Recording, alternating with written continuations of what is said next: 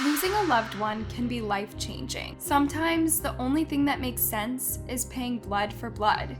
These people had led normal lives, but seeing their loved ones taken away shook their reality.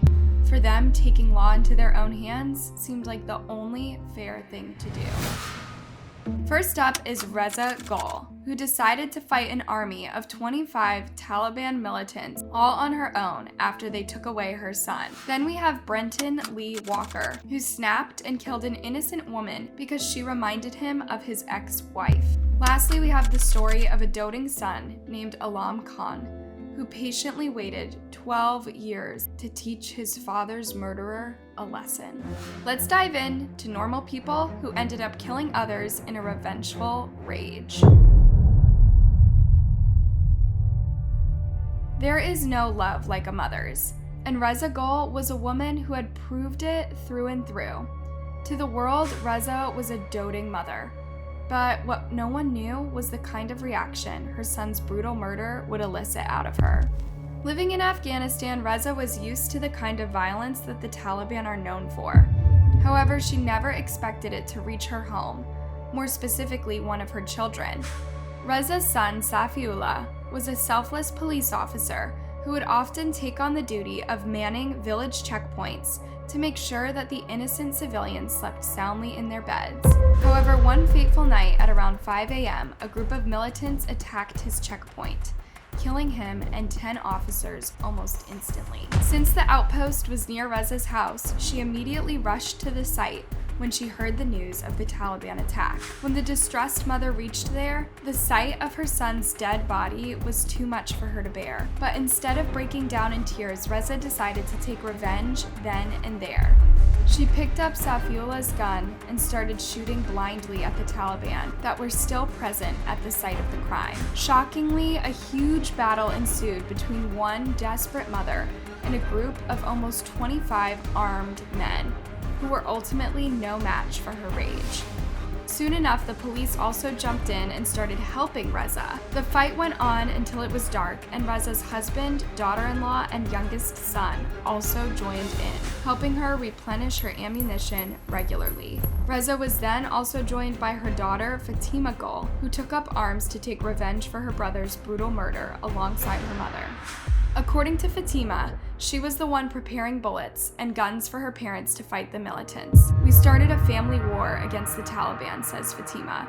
The entire family was committed to the fight till they had run out of their last bullets. Safiullah's wife, Seema, also told news channels that the battle took a nasty turn when she reached the battlefield. However, her family's side was putting up a strong fight with a variety of weapons and a commitment to keep the struggle going till the very last minute, to avenge Safiullah. Out of the 400 Taliban fighters who had been a part of the attack at the outpost, the battle resulted in the death of 25. According to Seema, she was blindly throwing hand grenades at anyone who would come near the family, not caring whether she lost her life in the process.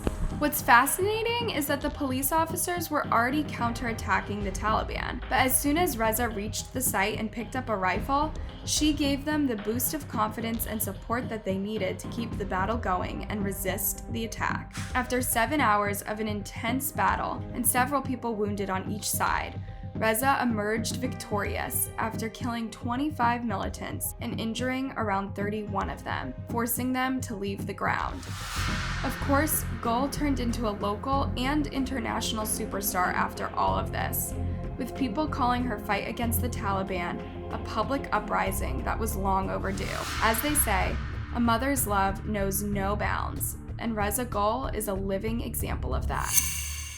Heather Young was a 42-year-old woman with a happy, successful life until all of that was brutally taken away from her on one fateful night in 2016 when she happened to come across a man named Brenton Lee at a bar in rural Michigan. Lee was 55 at the time, and Heather struck up a conversation with him that led to her asking him to come over to her house. Young had probably taken a liking to Brenton and assumed that their flirtatious exchanges were going to result in something more, but if she had any idea of what was coming next, she would have probably never engaged in the conversation that ended up taking her life.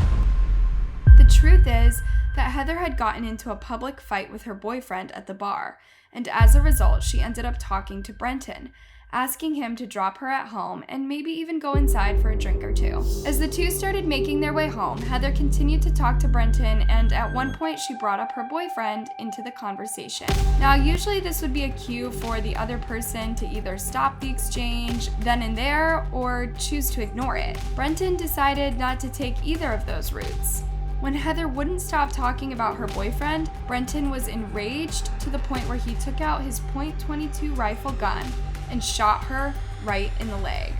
When Heather screamed out in pain, Brenton claims he tried to help her out. But when she sprayed him with mace to keep him away in an attempt to escape, Brenton was set into a fit of rage yet again and ended up shooting Heather again, this time with the full intention of taking her life.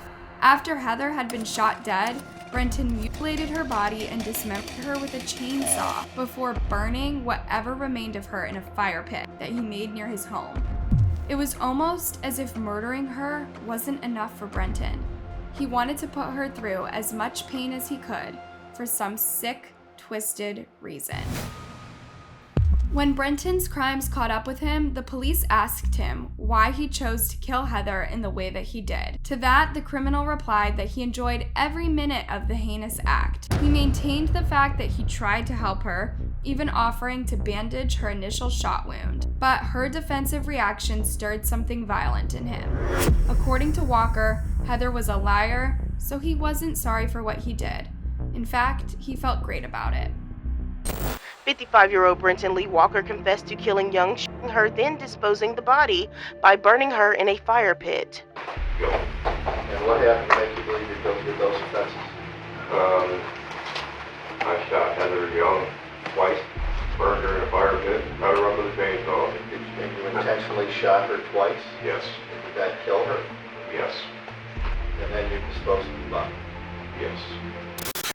Brenton also went on the record to say that he killed Heather because she reminded him of his ex-wife, and when he had the opportunity to follow through with something he always knew he was capable of, he decided to take it in an instant, taking revenge for his own failed relationships in a sick, twisted way.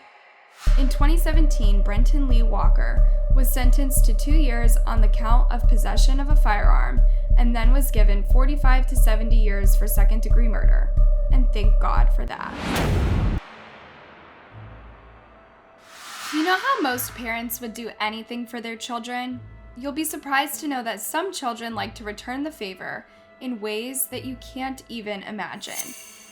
Alam Khan was an innocent 24-year-old boy from Uttar Pradesh who had seen way too much in his life to be able to live like a normal person. Back in 2003, when he was just 12 years old, his father was ruthlessly murdered by a family friend, Mohammed Reyes, right in front of his eyes. And that's what made Alam snap. The murder had taken place over a business dispute. According to Alam himself, Reyes had wanted to take over his father's money, and in the process, he wanted to take his life with the help of his brother and a few other people. When the murderer saw that a young Alam had witnessed everything, he threatened him into staying quiet, saying that he would murder him and the rest of his family the same way if they ever went to the police. But Alam knew what the others didn't. The only problem was he was too young to be taken seriously, and he was smart enough to know that.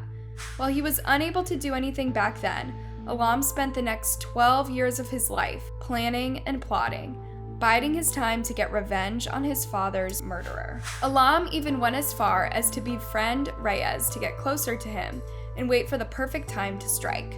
And after over a decade of waiting to avenge his father's murder, Alam finally went ahead with his foolproof plan in 2015. He started off by calling Reyes over for drinks. Now, what Reyes didn't know was that years ago, when Alam was just a young boy, he had seen him taking his father's life. But instead of informing anyone else, he planned to take his revenge all on his own. So when Reyes came over expecting to have a good time with his friend over a few drinks, he was taken by surprise when Alam pulled out a knife. First, Alam got Reyes as drunk as he could so he wouldn't be able to fight back or run. After that, Alam repeatedly stabbed his father's murderer with a knife, ending his life before taking out a hammer and hacksaw to chop his body into pieces. According to Alam himself, he chopped Reyes's body into 12 pieces, one for every year since his father had been dead. And Alam wasn't alone in this.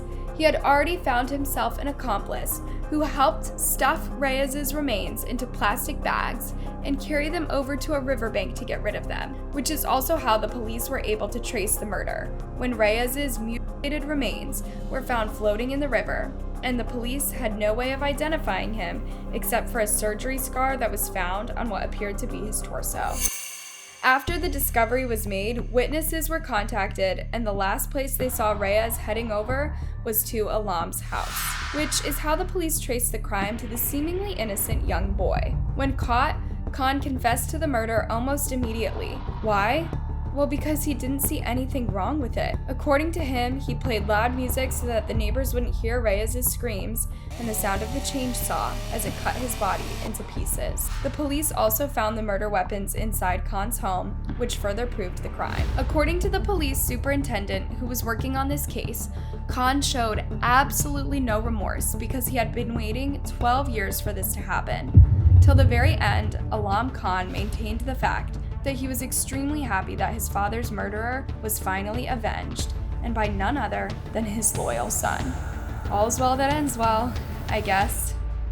Or not.